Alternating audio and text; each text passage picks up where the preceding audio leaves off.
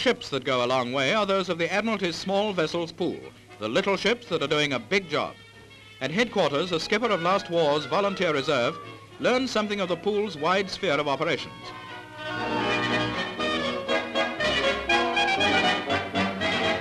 The pool's function is to pick up a vessel at one port and deliver her to the naval authorities at another port. And the skipper has called to sign on for a trip to, he'll know when he gets his papers.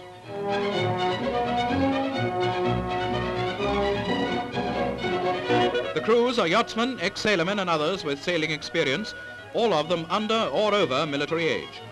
The newcomer is signing on as a cook, and a good cook helps to make a good crew. He gets his papers and the skipper his orders.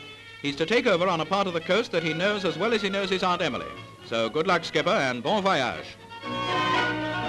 Comes the dawn and a fair wind to the harbour at Somewhere on Sea, where the vessel, motor fishing craft XV3, is waiting to be delivered to His Majesty's Navy somewhere else on sea. And here comes the new skipper. The crew are already on board and busy at the many jobs that have to be done before a ship can set sail. Making ready means knowing the ropes. The skipper's pleased to be at sea again, especially with such a good crew. Up aloft, gun and gear have been overhauled and the lookout reports all clear. They'll soon be underway. Yes, and mounting the ladder to the bridge is the old man himself.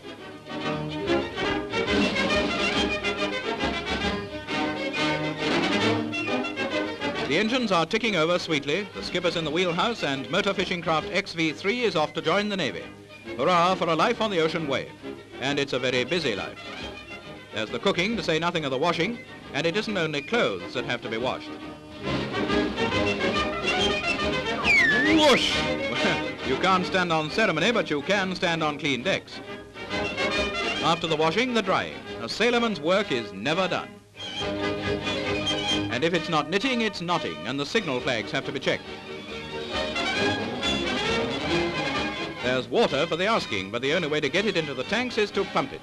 This trip's a comparatively short one, but sometimes these small vessels push the whole length of one of the coasts. Hello, that looks like landfall. And it is, just ahead. We're coming in on the crest of a wave. The little ship sails gaily into the port where she'll be handed over to the Navy. She has ridden some heavy seas and come through with flying colours, actually the flying blue ensign of the Royal Naval Reserve.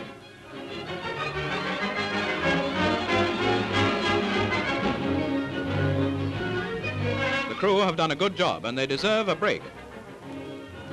And maybe a spot of something else too, eh, fellas? The blue ensign is hauled down and the white ensign of the Royal Navy run up in its place. The ship's inventory is checked and her papers handed over to the senior naval officer.